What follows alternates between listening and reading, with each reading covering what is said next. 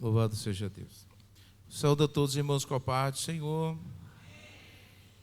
Graças a Deus pela oportunidade que o Senhor nos concedeu nesta noite. Mais uma vez estar junto com os irmãos para junto nós adorarmos o nome santo do Senhor e também aprender a sua palavra. Para que nós possamos ganhar um tempo, convido a todos a ficar de pé.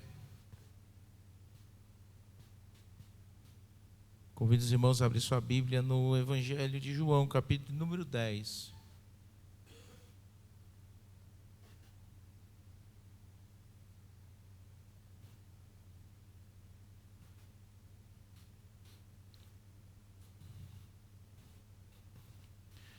João capítulo 10, verso 30 até o 38.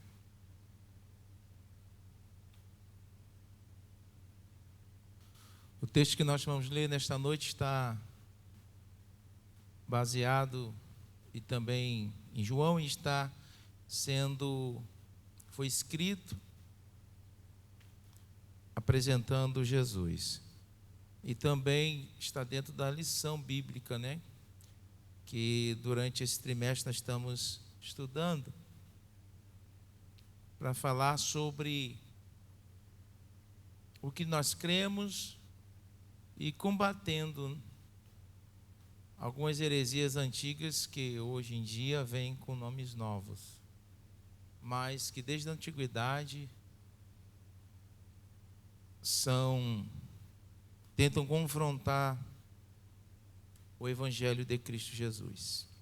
Diz assim a palavra do Senhor: eu e o Pai somos um. Os judeus pegaram então outra vez em pedras para o apedrejarem. Respondeu-lhe Jesus: tenho-vos mostrado muitas obras boas procedentes de meu Pai, por qual destas obras me apedrejais? Os judeus responderam dizendo: não te apedrejamos por alguma boa obra, mas pela blasfêmia, porque sendo tu homem, te fazes Deus a ti mesmo. Respondeu-lhe Jesus: não está escrito na vossa lei? Eu disse: vós sois deuses? Pois se a lei chamou deuses aqueles a quem a palavra de Deus foi dirigida, e a Escritura não pode ser anulada, àquele a quem o Pai santificou e enviou ao mundo, vós dizeis blasfemas, porque diz sou filho de Deus? Se faço as obras de meu Pai, não me acrediteis, mas se as faço e não credes em mim, credes nas obras, para que conheceis e acrediteis que o Pai está em mim e eu nele. Amém? Podeis assentar em nome do Senhor Jesus.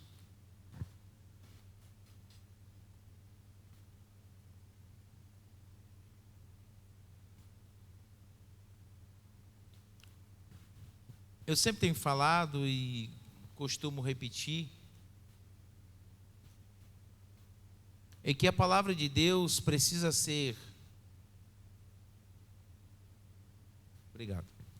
A palavra de Deus precisa ser sempre relida, lida, relembrada, guardada, memorizada. A própria palavra do Senhor nos ensina que nós devemos renovar o nosso entendimento. Durante a nossa trajetória cristã, nós somos bombardeados por diversos tipos de doutrinas, de heresias, de teologias. E quando o crente ele não tem uma base firme, ele fica balançado. Talvez eu estarei falando para irmãos aqui que já têm uma convicção. Mas o próprio Senhor Jesus, na sua palavra, ensinou que nós devemos fazer discípulos, e eu já expliquei isso há um tempo atrás, dizendo que é necessário que você que aprendeu ensine aos novos, para que eles aprendam também. Porque no futuro, eu não sei quando Jesus virá, Uma geração vai passar e outra geração nova vai assumir. Posso estar aqui diante de outros pastores que irão ser levantados na obra, outros pregadores, outros missionários.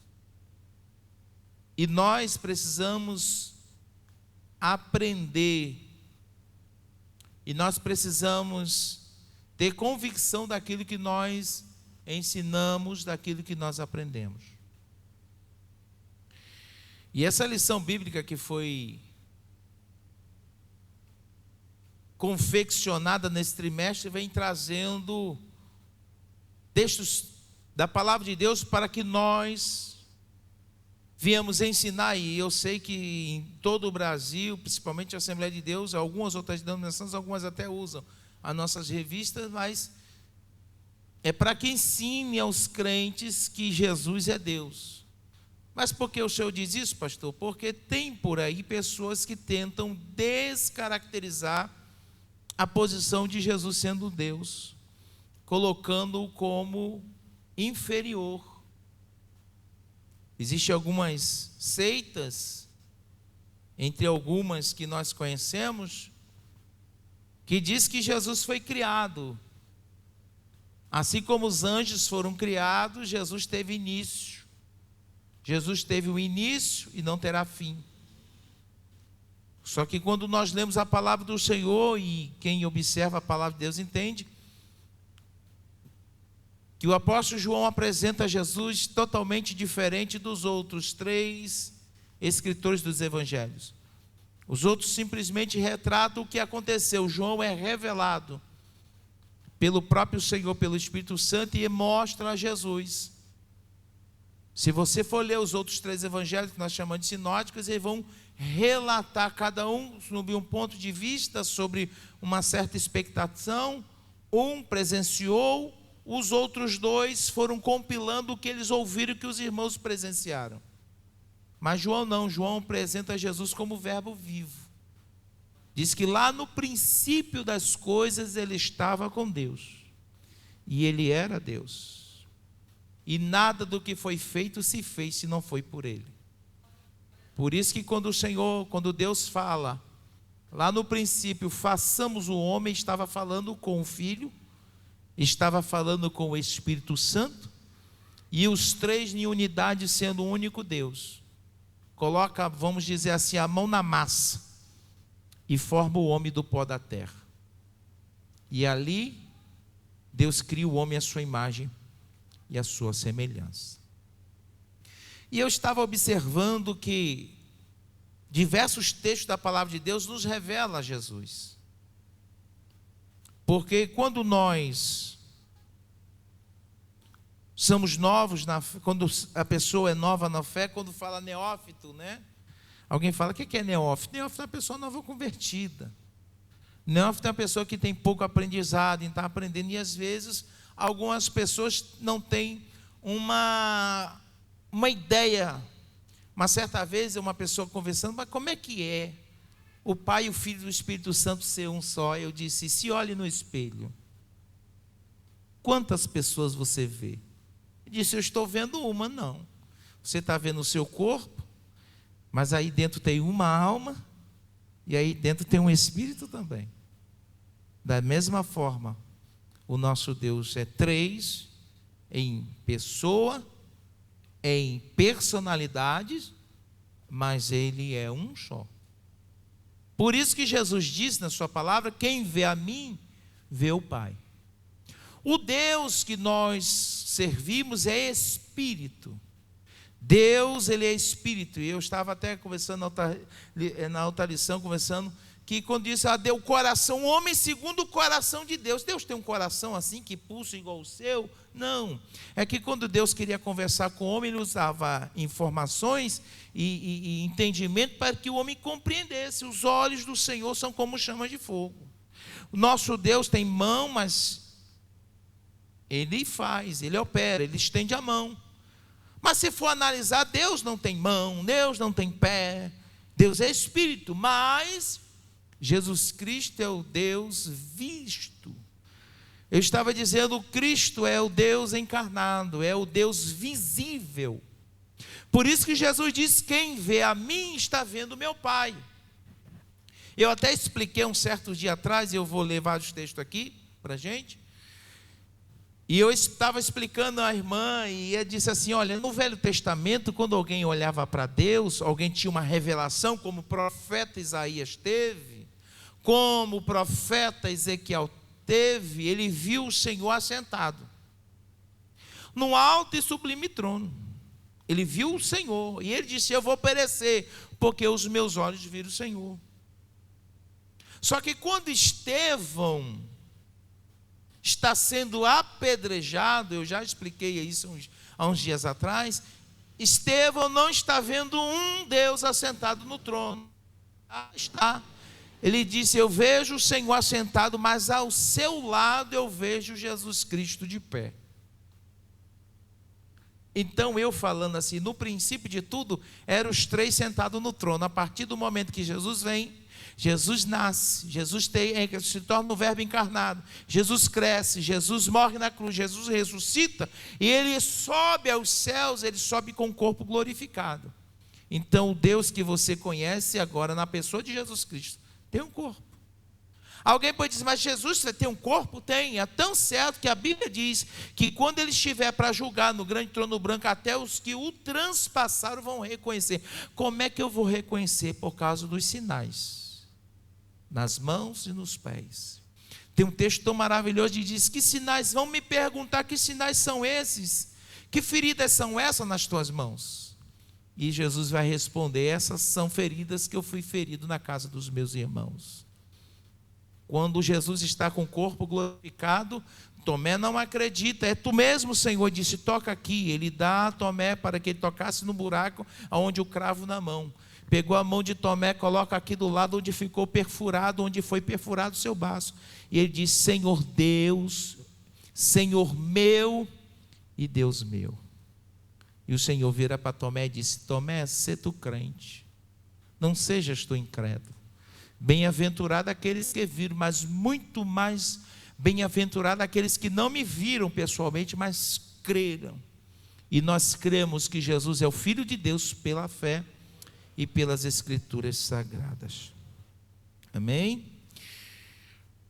Há um conceito sobre o filho no pensamento judaico que implica igualdade com o pai.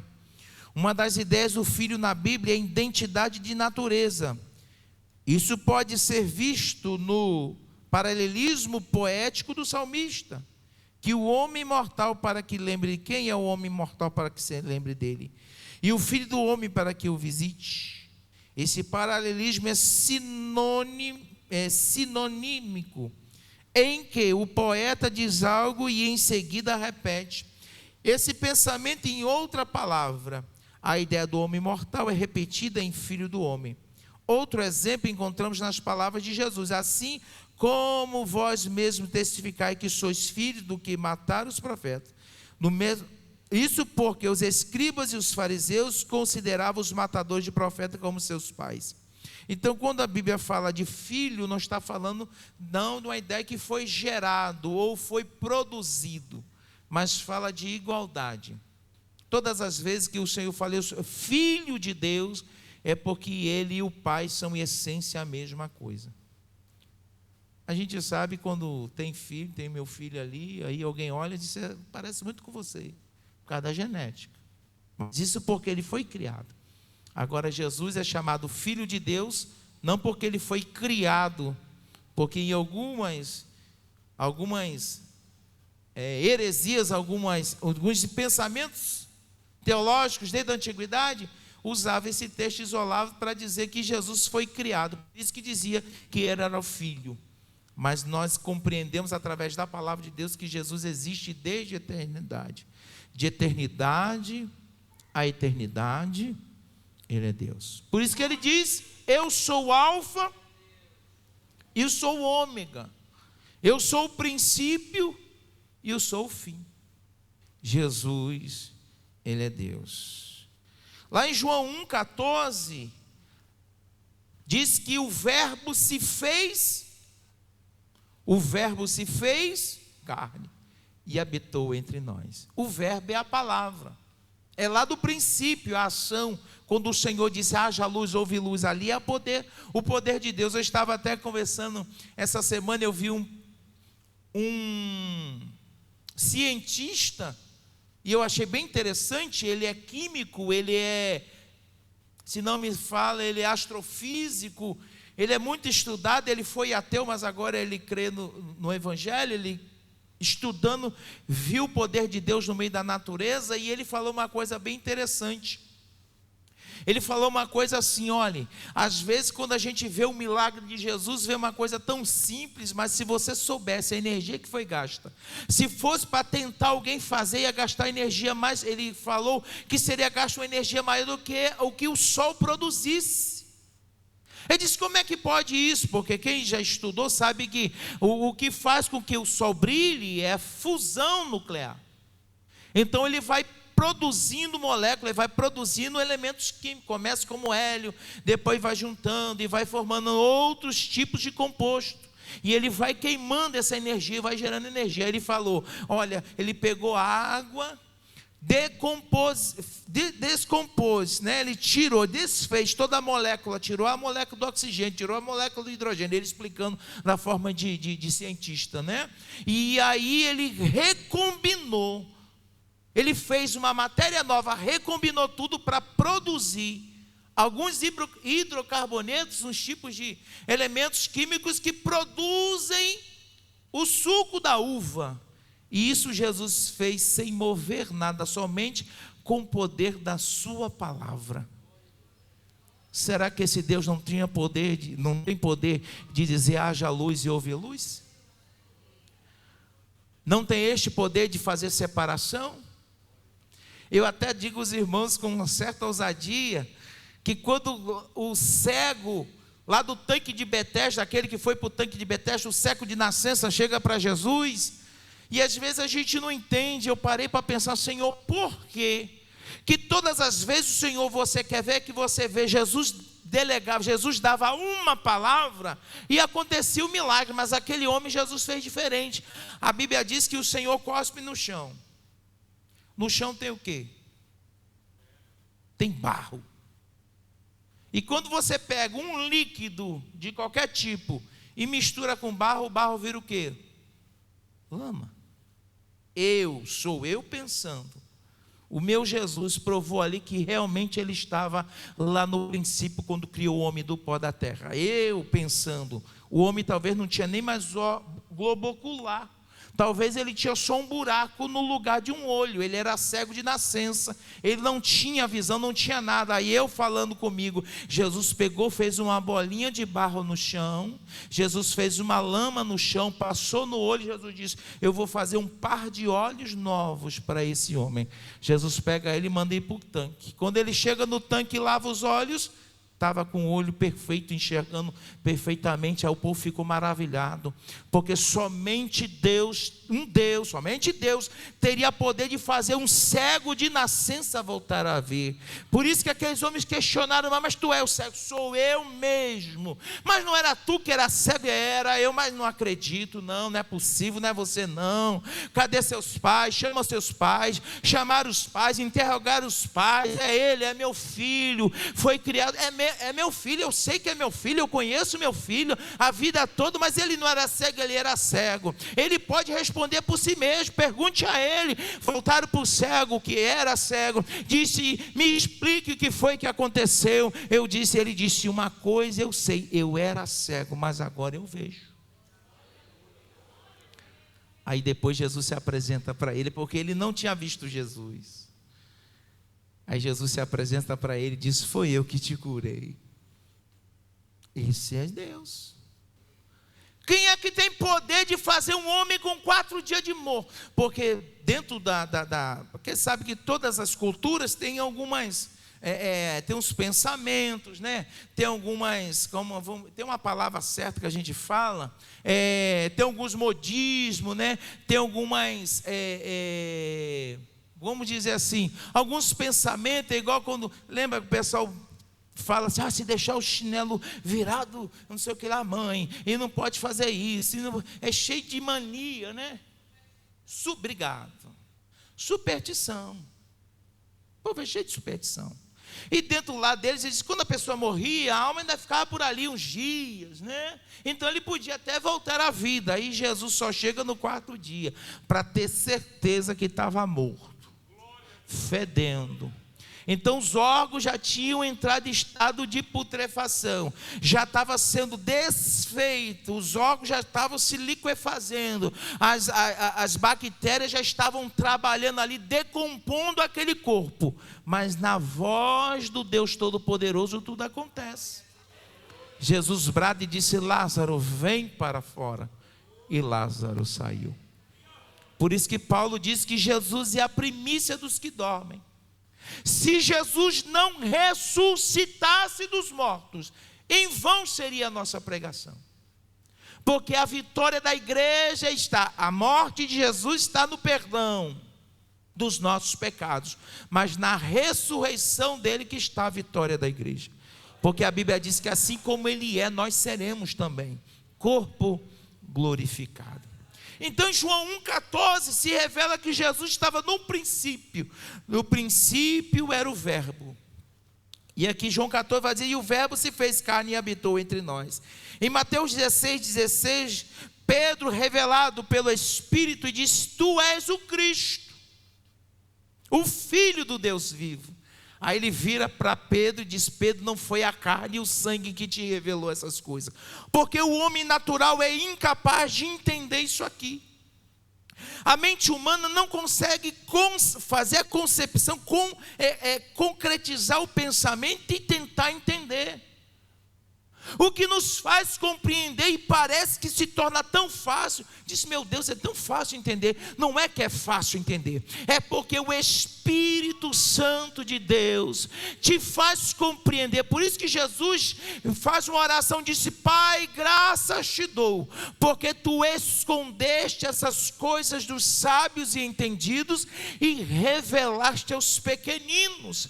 Isso que nós estamos analisando e lendo aqui é a revelação do Deus Todo-Poderoso a nós, para que nós viemos crer que Jesus Cristo veio em carne, que Jesus Cristo habitou entre nós, que Jesus morreu na cruz e ele ressuscitou, para que nós tivéssemos uma oportunidade de vida eterna também.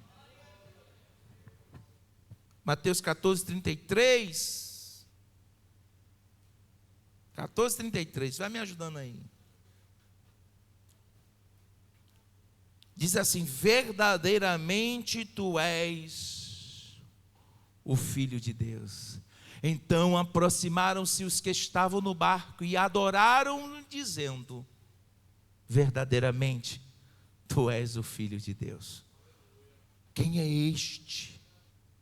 Quem é este que até o vento e o mar lhe obedecem?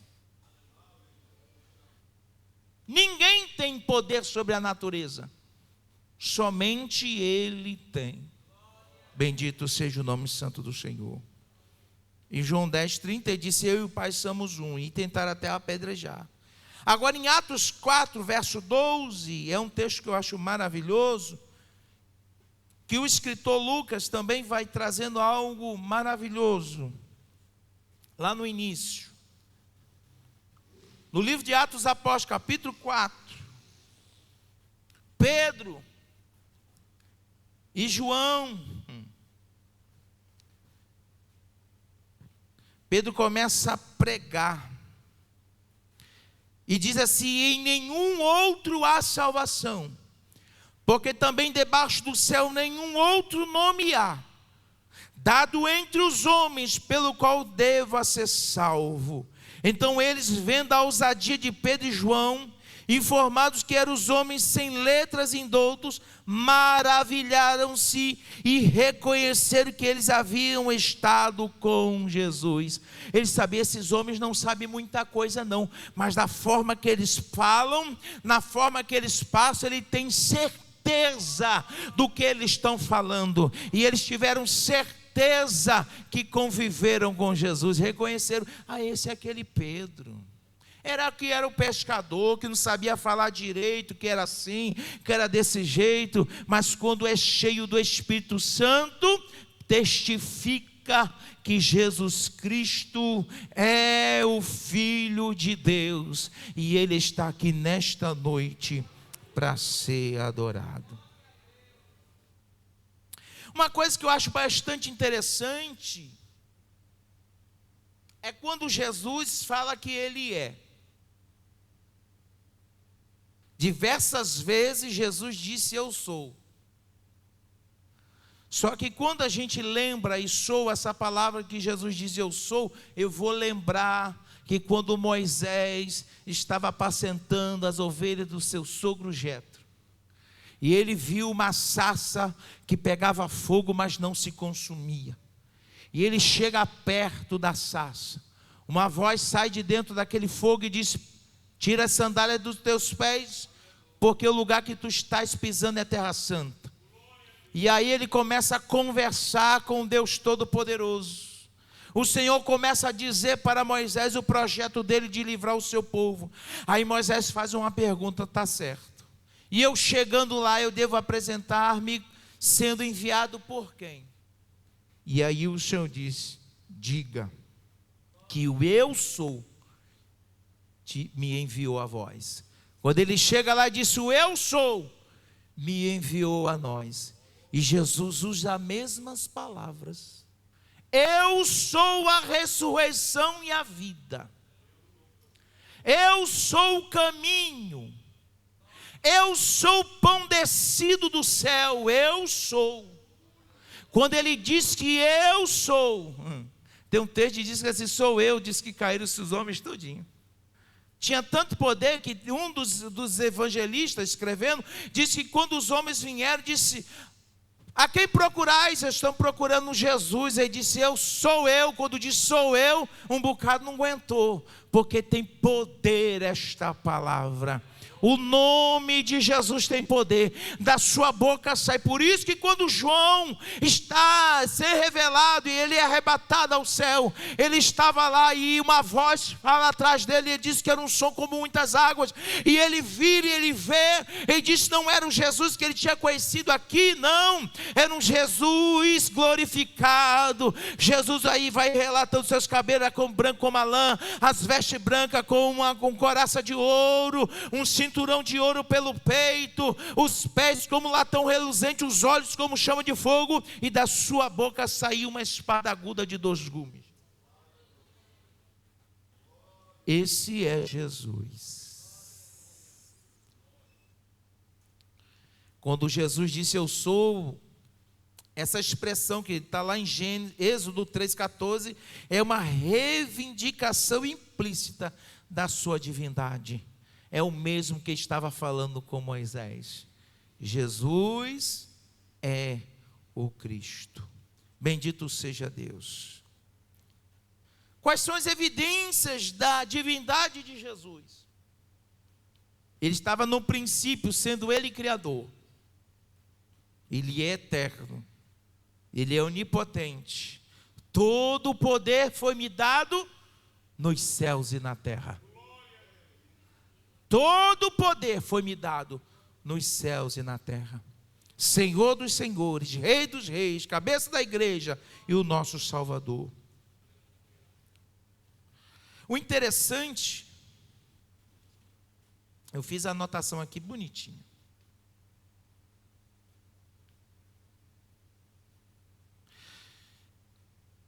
Que no Salmo 110, nós vamos ler, vai ser rápido, já estou acabando. Salmo 110, olha o que vai dizendo o salmista.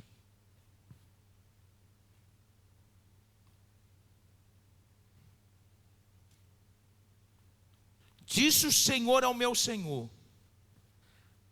assenta-te à minha mão direita. Interessante, disse o Senhor ao meu Senhor. Disse Deus para Ele mesmo? Disse Deus para alguém. Quem é? Poderoso como Ele é. Senta-te à minha direita. A Bíblia diz que o nosso Senhor está assentado à direita do Pai, fazendo o quê? Intercedendo por nós. No Velho Testamento já vai revelando Jesus. Senta à minha direita a minha mão direita, até que eu ponha os teus inimigos por escabelo dos teus pés. Vai se cumprir quando? Quando se levantar os mortos na segunda ressurreição, e todos irão se apresentar diante dele. E a Bíblia diz que toda boca e toda língua e todo joelho se dobrará, e toda língua vai confessar que Jesus Cristo é o Senhor. Quando isso acontecer, a Bíblia diz que ele passará de novo toda a autoridade para o seu Pai, até o momento em que todos reconhecerem ele como Senhor. Ele estará agindo, ele estará trabalhando. O Senhor enviará o cetro da tua fortaleza desde Sião, dizendo: domina no meio dos teus inimigos. O teu povo será muito voluntário no dia do teu poder. Os ornamentos da santidade, desde a amada e da alva, tu vens, o orvalho da tua mocidade, jurou o Senhor, e não se arrependerá. Tu és um sacerdote eterno, segundo a ordem de Melquisedeque. E outra coisa interessante, o escritor dos Hebreus usa esse mesmo texto para dizer que Jesus veio da mesma ordem de Melquisedeque, porque ele é rei, ele é Senhor, ele é profeta, e ele é o nosso sumo sacerdote. Quando fala na ordem de Melquisedeque, está dizendo: olha, a ordem de Arão, ela acabou, terminou-se. Jesus veio por outra ordem. E o escritor aos Hebreus diz que Jesus vem pela ordem de Melquisedeque. Não tinha, ninguém sabe de onde veio, não tinha início, ninguém sabe para onde foi, tipificando que o reinado sacerdócio de Jesus não tem princípio e nunca terá fim. Ele será eternamente. E é ele que nessa noite nós adoramos. Se não fosse por ele, nós não estaríamos aqui. Se não fosse o seu amor, e interessante, sendo ele Deus, aí o apóstolo Paulo disse: olha, sendo ele Deus, não usurpou, não quis ser maior do que Deus. Mas a Bíblia diz que ele esvaziou-se de toda a sua glória, abriu mão de todo o seu poderio, por amor a mim e a você. Veio, nasceu de uma virgem, nasceu numa manjedoura. Eu digo que eu posso praticamente dizer com quase 100% de convicção que todos nós aqui nascemos num ambiente muito melhor do que o nosso Salvador nasceu. Jesus nasceu num lugar insípido, Jesus nasceu num lugar que não tinha, melhor, sem asepsia, um lugar talvez sujo, porque era o lugar onde os animais se alimentavam, não tinha as melhores acomodações, nasceu ali. Mas quem nasceu ali não foi qualquer um, foi o Rei dos Reis e Senhor dos Senhores. Para encerrar, glória a Jesus, ele é igual ao Pai. Lá em João capítulo 8 diz: eu saí do Pai e vim ao mundo, outra vez deixo o mundo e vou para o meu Pai. Em outro texto ele vai dizer: meu Pai trabalha até agora e eu trabalho também. E Jesus vai se mostrando para todos aqueles que estavam lhe acompanhando que ele era o Filho de Deus. Uma coisa interessante, só para nós pontuarmos aqui, né?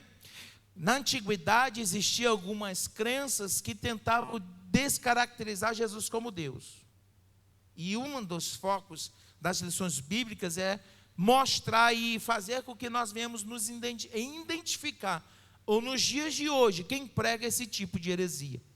Então aqui vai falando que em alguns lugares é chamado de subordinalismo, ou melhor, ele era subordinado. O Pai criou ele, ele é subordinado ao Pai, e ele, o Espírito Santo, subordinado a ele. Não, você precisa entender que os três são um, em poder, em glória e majestade. Os três têm os mesmos atributos: onipotente, onisciente, onipresente. Outra característica: Deus é imutável, Jesus não muda, Jesus é o mesmo. Por isso ele diz: eu sou o mesmo, o Senhor é o mesmo ontem, é o mesmo hoje e será a mesma coisa eternamente. O nosso Deus não há variação, Deus não muda, Jesus não muda, ele é o mesmo, continua sendo o mesmo, quem muda somos nós. Mas para que a gente possa entender, então na antiguidade, diziam que Jesus era um Deus secundário. Existe uma seita, não é religião, é que bate de porta em porta nos dias de domingo. Se você for pegar o livro deles, a Bíblia deles, quando fala que Jesus é Deus, não diz que Jesus é Deus com D maiúsculo. Diz que Jesus é um Deus com D minúsculo. Às vezes tenta até enganar, não, a gente crê no sacrifício de Jesus, mas não reconhece Jesus como Filho de Deus. E o maior pecado da humanidade é rejeitar quem Ele é. Pode ser uma pessoa muito boa. Às vezes tem gente que olha, fulano é uma pessoa maravilhosa, ajudou tantas pessoas, fez tanta caridade, fez isso, fez aquilo outro, que amor, uma pessoa maravilhosa, uma pessoa que tem fruto. Aí diz assim, o pessoal tem até fruto de como crente, né? É isso, eu espero ter ido para o céu. Aí eu paro e penso, se ele reconheceu Jesus como Salvador, se ele aceitou a Jesus como seu Senhor, assim como o ladrão da cruz aceitou, ele está no céu. Mas se ele não aceitou, não reconhece Jesus como Filho de Deus, por quê? Porque o que nos difere de outras religiões é que a nossa religião, a salvação lá é pelas obras. O que você faz, você tem que ser isso, você tem que ser iluminado, você tem que evoluir, você tem tanta coisa, é você. Só que nós, os cristãos, aprendemos diferente. A salvação é pela graça. A gente alcançou a salvação não foi porque a gente é bom, não foi porque a gente é bonito, não foi porque a gente é inteligente, não é porque a gente fez. Por isso que a palavra de Deus diz assim, a salvação é pela graça e não pelas obras, para que ninguém, bata no peito e diz, eu estou aqui porque eu mereci. Não, ninguém merece. Deus olhou do céu, olhou para a terra e não viu um justo sequer. Ninguém aqui merece. Mas a misericórdia de Deus foi tão grande que olhou para mim e para você e nos escolheu. Por isso que Jesus disse, não foi vós que escolhestes a mim, mas foi eu que escolhi a vós. Então às vezes alguém quer aceitar Jesus, a gente é o costume, ele diz não. Jesus já quer te aceitar, você quer ser aceito por Jesus? Ele que tem que, não, quero Jesus, é você que tem que querer, né? Não é eu que vou, é tipo assim, não é eu que vou aceitar Jesus como meu Salvador. Não, Ele já é meu Salvador. Ele está me escolhendo, eu que tenho que entender se eu quero ser escolhido por Ele. Quando a gente aceita e escolhe, Senhor, Tu me escolheste, eu vou Te seguir. Porque Jesus foi atrás dos discípulos e disse assim, Pedro, larga tudo e me segue. Pedro que decidiu, disse, eu vou Te seguir, porque foi Jesus que foi atrás. Foi Jesus que escolheu Pedro. Não foi Pedro que foi atrás de Jesus, eu quero te aceitar como Salvador, como Messias, não. Ninguém sabia quem era Jesus. Por isso que a gente tem que valorizar. Valorize. Eu quero encerrar apenas como o pastor comentou aqui. Eu visitei hoje o casal, nossa irmã Raimunda e nosso irmão Zé Mota. E a gente cantou os hinos lá, foi uma benção. A irmã Raimunda lá deitadinha, sentindo a glória, sentindo a presença de Deus. E ela virou para mim e disse uma coisa. Eu disse, pastor, como é que pode? Tem gente que está com a oportunidade de estar na casa do Senhor adorando e não vai. Eu tinha força nas minhas pernas, enquanto eu conseguia andar com um apoio eu ia. Mas de repente perdia, não tem mais força para andar, fica deitadinho o dia todo. Eu disse, é verdade, minha irmã. A gente tem que valorizar cada momento que a gente está na presença do Senhor. Adorar a Deus como Ele é, aceitar Jesus como Ele é o Senhor da nossa vida. E sermos, se sentir privilegiado. Eu sempre falo, não era para nós estarmos aqui, mas fomos privilegiados. Jesus olhou para você e viu um potencial em você. Jesus olhou para você, ninguém te dá nada. Ninguém te dá nada, mas Jesus vê potencial em você. Aí Jesus te salva, lava com seu sangue. Jesus te enche do teu Espírito Santo, te dá dons espirituais, te capacita, te faz pregador do Evangelho, te faz um homem, uma mulher de Deus, cheio da unção, para te libertar vidas, para ser usado na mão do Senhor, porque Ele é o Senhor da tua vida, Ele é Deus, Ele tem poder, Ele faz e Ele é Senhor. E nós precisamos valorizar cada momento. Então, alguns movimentos por aí tentam tirar de Jesus o que ele é. Mas nós cremos e falamos como Pedro: tu és o Cristo, o Filho do Deus vivo. É importante você verbalizar isso, sabe por quê? Porque em um certo momento Jesus virou para os discípulos e disse: o que é que dizem que eu sou? O que é que a multidão está dizendo aí? Isso é importante. Dizem que tu és Elias, dizem que tu és um dos profetas. Eles estão pensando assim? Muito bom. E aí o Senhor pergunta para eles, como pergunta para mim e para você: e vós, o que dizeis que eu sou? Isso é importante. O que é Jesus? Quem é Jesus para você? Pare e reflita: quem é Jesus para você? É somente alguém que você pede favores? Só procura Jesus quando está em aflição? Só procura Jesus para pedir? Mas Pedro, revelado pelo Espírito Santo: tu és o Cristo, o Filho do Deus vivo. A gente tem que amar Jesus pelo que Ele é, não pelo que Ele pode fazer. Ame Jesus pelo que Ele é. Que Deus em Cristo nos abençoe nessa noite. E eu agradeço a minha oportunidade em nome de Jesus. Meus amados irmãos, quantos agradecem a mensagem que ouviram? Enquanto o pastor Moab estava falando, eu me lembrei